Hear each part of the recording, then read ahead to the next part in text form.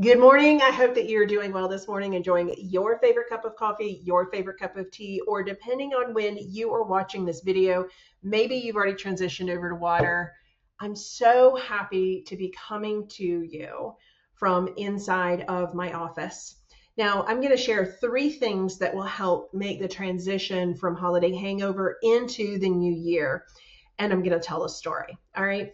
So, first things first, I'm really going to challenge you in between this really weird week of we had the holidays, everything's great. Maybe you keep your decorations up a little bit longer, but we're not yet quite to the new year. Maybe we're buying things with all of the gift cards. Maybe we're just kind of hanging out and catching our breath.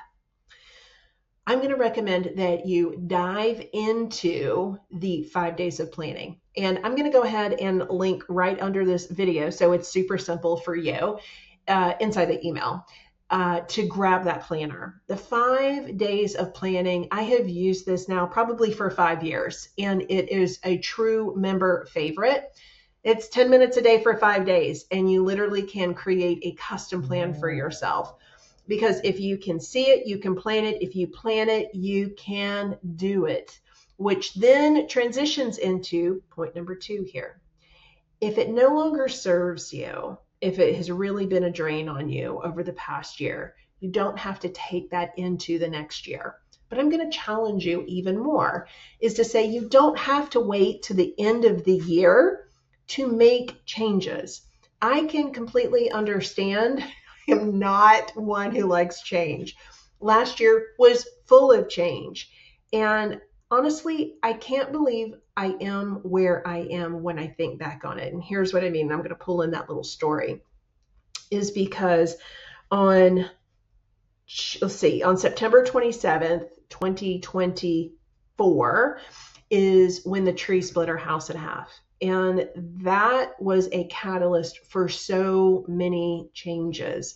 2024 was a really, really hard year for me. There were just a lot of things. Any given thing that I went through in 2024 would have been enough, but it was stacked, both good and bad. But that really was a catalyst for someone who doesn't necessarily like change to have a whole heck of a lot of change, when even underneath all of that, my husband and I were going through a change, even being empty nesters. So when I look back and I think about how we lived in the house before we had to move out, how we moved into 500 square feet and we stayed there for about 9 months while the big house was being repaired, how I was running business, how we were still doing things with the kids would come home, things with Daniel's work, all of those changes. And even like my business went from an office and a desk to a very small roller desk. Like that's literally my business was that desk. And even in, I'm going to go ahead and put in there, the Apple died and I had to use a PC. Bless your hearts, PC users. I am not one.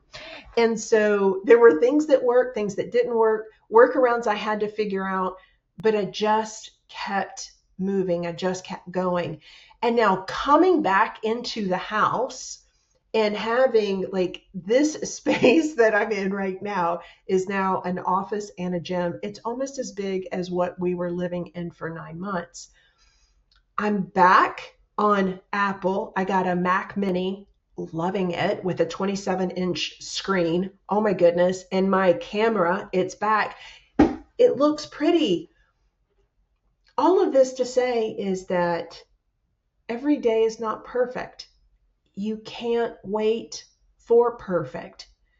It is that old adage of 1% improvement each and every day. There's never going to be the best time to start. You're never going to get all of the work done. And keeping it here in between your ears, in your head, really does you a disservice. Because what I've found is that in order to have capacity for your life, we really have to have a boring business routine, which what that means is repeatable processes that we implement and we get 1% better each and every day. I am so excited about getting 1% better each and every day, where I know where everything is, where my house feels clean. It feels good to be inside of my house, better than it's been the entire 10 years that we've lived here. I'm like, oh, easy day is what I'm feeling. And so this is a great transition into now step number 3. If you're asking yourself, all of that sounds great, Rhonda, but where do I start? I'm so glad you asked, because we're going to try something here. Q1, first month right out of the gate. It is a breakup with your overwhelm challenge. And right now, the way that it's forming is that one task will be sent to your inbox. That's it for you to complete. You can use the resources inside of the members area. So one task per day, and it's Monday through Friday. All right.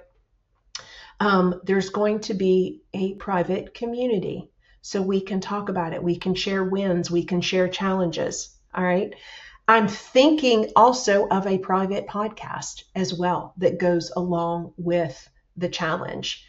And we're going to do this. Sorry, I've got something in my eye. I'm not crying. We're going to do it together. We're going to do it step by step. We're going to focus on one thing. It should be able to take you 10 minutes or less each and every day. I'm looking for that progress transformation at the end of the month. So how do you get access to said challenge? Open your email on January 5th. All of the details for the challenge will be there. But until then, go ahead right below the video inside of the email and download 5 days of planning. Trust me when I say it's going to help create that custom plan, and it's going to help give you the quick start when we get together on January 1st, January 5th.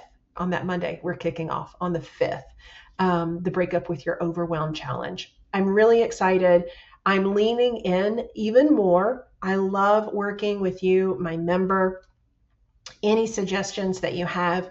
And this question keeps popping up, and we've added some live sessions, and I'm like, you know what? What if we did something once a day, just one little task that helps to see progress? Hopefully the task that you complete, you're going to be getting some dopamine hits. And those dopamine hits are your internal accountability tool that's going to encourage you to take the next step. So until next week, Happy New Year. And I'm excited for all of the things that this year is going to bring. All right, take care. We'll talk soon.